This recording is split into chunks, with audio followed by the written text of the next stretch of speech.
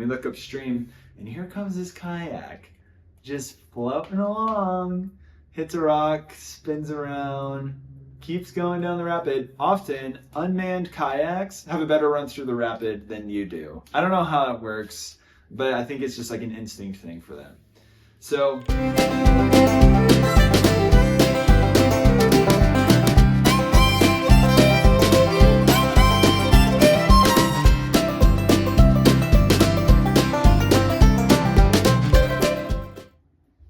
Hey everyone, my name is Garrett. Welcome to Fireside Stories. I'm excited to tell you about a time that we went on the beloved Owyhee River. But this time, it's a different section than other stories I've told. So this was the year 2023. We went on a week-long trip for summer staff training. And we went to the exotic destination of Three Forks, Oregon. It's to put in for the middle section of the Owyhee, okay? And that is a 38-mile section of river that is on of course, the Owyhee River. And this is like southeastern Oregon, very remote, gorgeous, one of the best kept secrets, essentially, of the American West, I would say, in my humble opinion. It's an amazing place. We stayed at Three Forks for a couple nights. That's a different story, but let's just say there was one of the largest storms I've ever ridden out happened during that. Not to mention that the drive that was supposed to take 3 hours to get there took 8 or 9 hours. So that's another story for another time. We put on the river. We have a good couple first days. There's an entire migration of Mormon crickets. They're going from river right to river left. On river right, I mean, there's millions of these things. Literally, the reeds and the bushes on river right were moving because there were so many bugs crawling on them. And on river left, praise God, there were no Mormon crickets. So it's we're sleeping on river left tonight for sure. We spent the first night out there. It was great. Day two, pretty sure day two, maybe day three, we get to the granddaddy of rapids on the middle of Owyhee. And this is a class 5 called Widowmaker. Classic rapid name.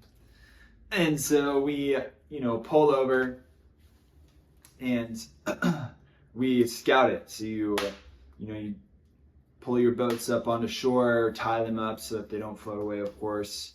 And then you get out, walk on shore, walk downstream a little bit to a vantage point so you can see the rapid. And then you make your decisions on where you want to go in the rapid, because some parts are better or worse than others, which is kind of subjective. Depends on what you want to get out of your run through the rapid. So we're up on this ledge, looking at Widowmaker. It's a beautiful thing, just gorgeous. And we're talking through it and that sort of thing, looking through the options, doing some training instruction, that sort of jazz. And then our trip leader says, uh-oh, and we're all whoa, why did he say that? And we look upstream, and here comes this kayak, just floating along, hits a rock, spins around, keeps going down the rapid. Often, unmanned kayaks have a better run through the rapid than you do. I don't know how it works, but I think it's just an instinct thing for them.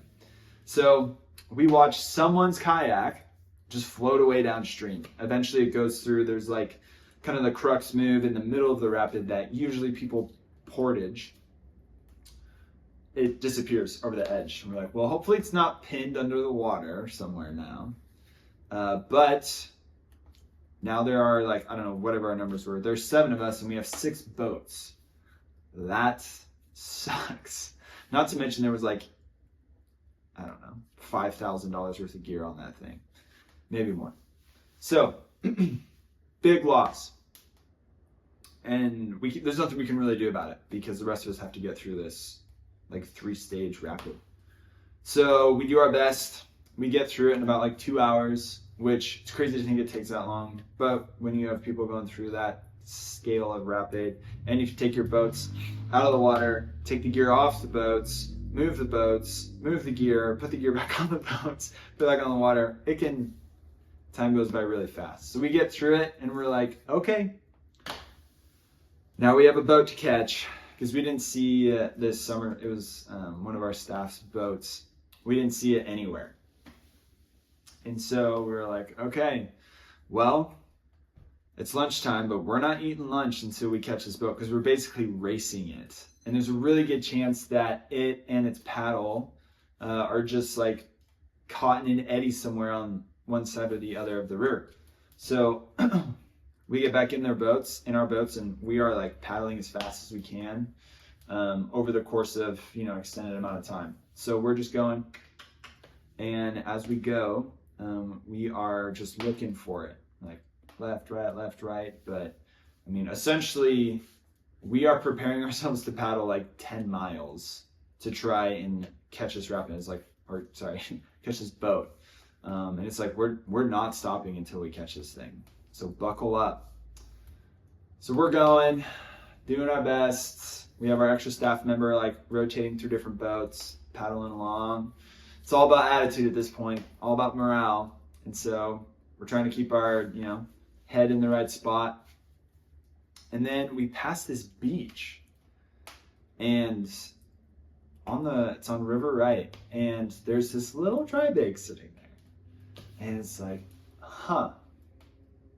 well, there's this thing called river booty, and when you see it, you take it, assuming it's not, too big and it's not garbage. This dry bag was not garbage. It was actually like brand spanking new. And almost very few people kayak this river. So the fact that there was just a dry bag sitting there, a small one, is kind of crazy. So my friend Brandon, one of our coworkers, paddles over, snags it. He gets the river booty, first come, first serve on that stuff. And he looks inside, and it's full of snacks.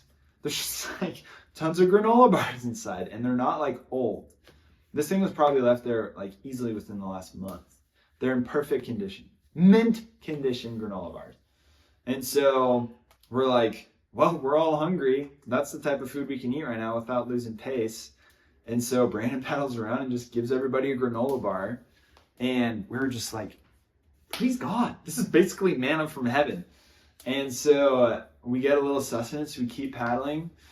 Not 15-ish, 20-ish minutes later, I'm towards the back, I hear a cheer erupt from the group. I'm like, probably found something. And we found a boat. And it was just sitting in an eddy on the left.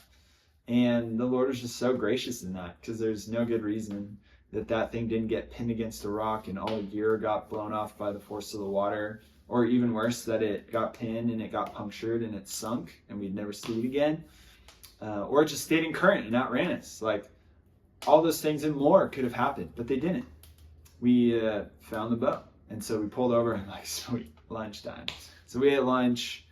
We had a spare paddle. We always take one, but only one.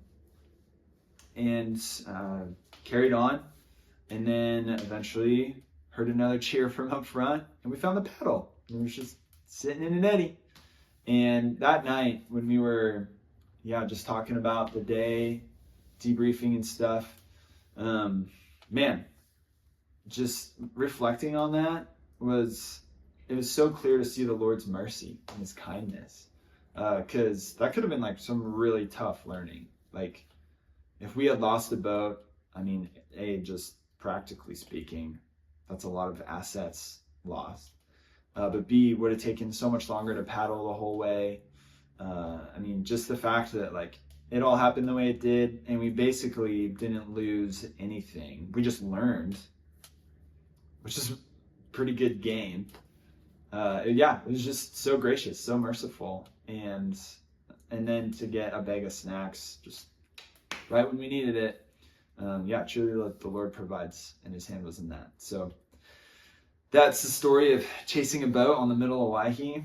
And be sure to secure your boats when you go scout rapids. Thanks for joining us for Streamside Stories. Click the link to subscribe and join us for more stories and virtual adventures. This isn't the only way we want to adventure together, though. We also want to invite you to come join us for an adventure and create some stories of your own. To do so, head to www.yd.org to connect with us and our basis to start your journey today. Thanks.